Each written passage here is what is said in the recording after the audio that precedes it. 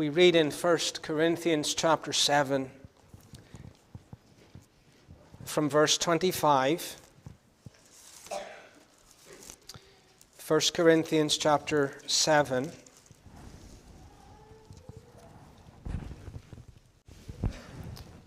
Verse 25.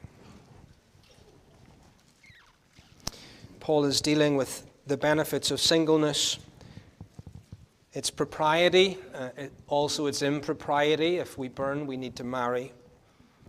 And he's also dealing with the negatives of marriage. Not that marriage is a negative thing, but there are certain things that we need to know about it in comparison with the single state. Verse 25, now concerning virgins I have no commandment of the Lord, yet I give my judgment as one that hath obtained mercy of the Lord to be faithful.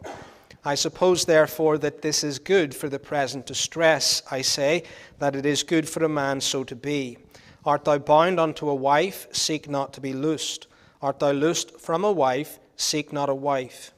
But and if thou marry, thou hast not sinned. And if a virgin marry, she hath not sinned. Nevertheless, such shall have trouble in the flesh. But I spare you. But this I say, brethren, the time is short. It remaineth that both they that have wives be as though they had none, and they that weep as though they wept not, and they that rejoice as though they rejoiced not, and they that buy as though they possessed not. And they that use this world as not abusing it, for the fashion of this world passeth away. But I would have you without carefulness. He that is unmarried careth for the things that belong to the Lord, how he may please the Lord. But he that is married careth for the things that are of the world, how he may please his wife. There is a difference also between a wife and a virgin. The unmarried woman careth for the things of the Lord, that she may be holy both in body and in spirit. But she that is married careth for the things of the world, how she may please her husband. And this I speak for your own profit, not that I may cast a snare upon you, but for that which is comely, and that ye may attend upon the Lord without distraction. But if any man think that he behaveth himself uncomely toward his virgin, if she pass the flower of her age, and need so require, let him do what he will, he sinneth not, let them marry. Nevertheless, he that standeth steadfast in his heart, having no necessity, but hath power over his own will, and hath so decreed in his heart that he will keep his virgin, doeth well. So then, he that giveth her in marriage doeth well, but he that giveth her not in marriage doeth better. The wife is bound by the law as long as her husband liveth. But if her husband be dead, she is at liberty to be married to whom she will, only in the Lord. But she is happier if she so abide after my judgment. And I think also that I have the Spirit of God. Amen. And so he continues to deal with this whole matter of singleness and marriage. He's begun the chapter by commending singleness, indeed saying that he would rather have people to be like him. And he fleshes this out in verse 25 to the end. He says of marriage that it is a careful estate. I don't want you to be careful, he says. And what he means by that is that those who are married have a duty of care to their family. Now that's biblical, that's proper. Indeed, it's commanded. The Lord requires those of you who are married to take the responsibilities that come with being married. But because of that, your time is constrained. You're caring for a wife or a husband, you're caring for children.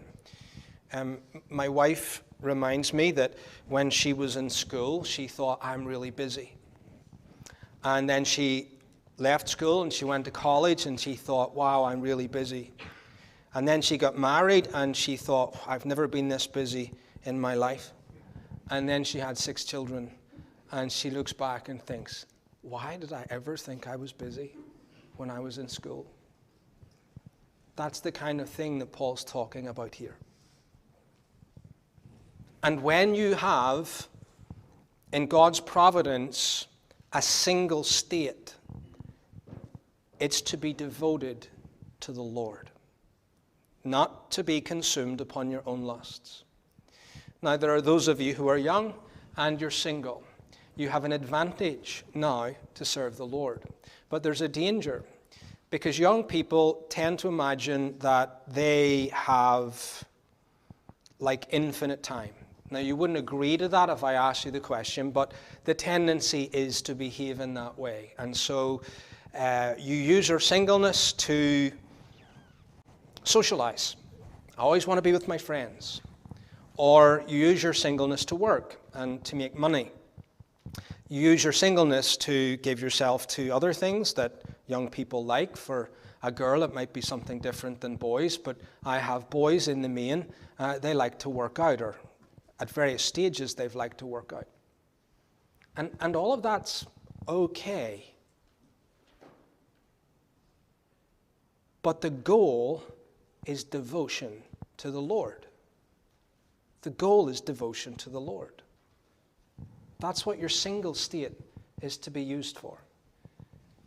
You know, you could be reading the Bible and praying now in a way that you simply won't have time to do when everything else happens in your life.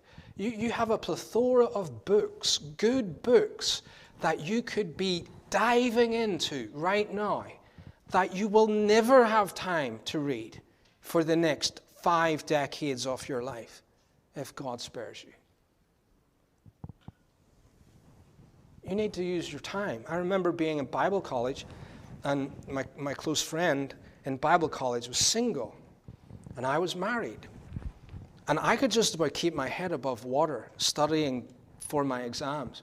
And we'd go into classes, oh, have you read this? Have you read that? I was sitting last night reading, and I was so envious. I think, he's getting the time to read all these things. What was I doing? I was trying to get some sleep and changing diapers and just trying to survive. There was a difference.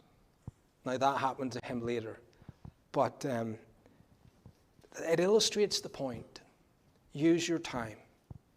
Those of you who are older and still single, or those who are widowed, well, there's a rend. You feel that rend. God gave you a precious gift. But again, in your providence, your singleness now is an advantage in this regard, that it gives you time to devote yourself to the Lord. Paul speaks in very strong terms. He says, right, those of you who are married, be as though you're not. What does that mean? Go home and ignore your wife? No.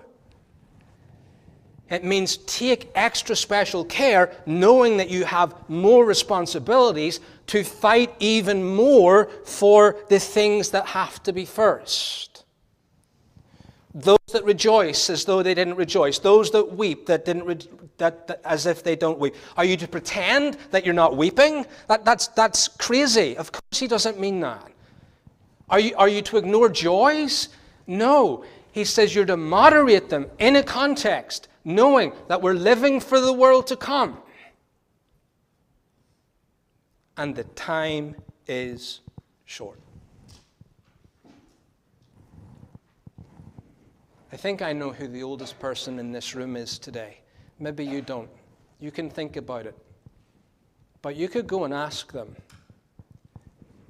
how short is time? Children, that would be a good thing to do. Go and ask the oldest person you know, how short is time? And you know what they'll likely tell you? It seems like yesterday that I was your age. And you see them old and their hair's grey or it's fallen out and they've got wrinkles over their face and they're not as strong as they used to be. But in their head they think, how did I get from there to here? The time is short. Major on the major things. It's not sinful to marry. It's not sinful to marry. It's a good thing to marry. But you need to know how to approach it biblically. Well, he says then to those of you who need to marry, go ahead and do it. But he puts a very important condition on it. Verse 39, only in the Lord. Only in the Lord. So if you have a desire to marry and the only people available as you see to have a relationship with are not Christians, you don't even need to pray about that. It's actually an offense to take that prayer to God. Remember in the days of Joshua, and Joshua's down praying, and so, how do we get beat at Ai? And he's crying to the Lord. What did the Lord do? The Lord came and said, get up. Get up. There's sin in the camp. Didn't even listen to the prayer. You don't even need to pray about, as a Christian, having a relationship with a person who's not a Christian, or marrying someone who's not a Christian. Don't even pray. God has spoken. He's given you all the guidance that you need. Ask that he might deal with your affections. Ask that he might give you a godly relationship. But it's not an option. Marrying an ungodly person or staying single for the rest of my life. Singleness it is. Devotion to Jesus Christ. Well, there are those of you who are not married and you wrestle with this question.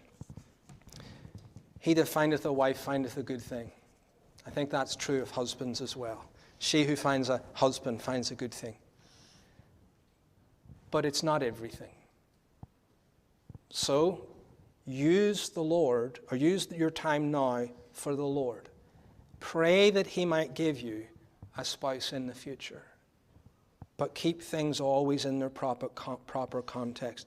We say marriage can be an idol. It can be an idol for those who seek and pursue it, especially when they're not using their time to seek the Lord. And it can be an idol for those who are in it because they let it dominate everything so that they don't give their time to seek the Lord. So, brethren, the time is short. Let us use that time to the honor and glory of God in everything.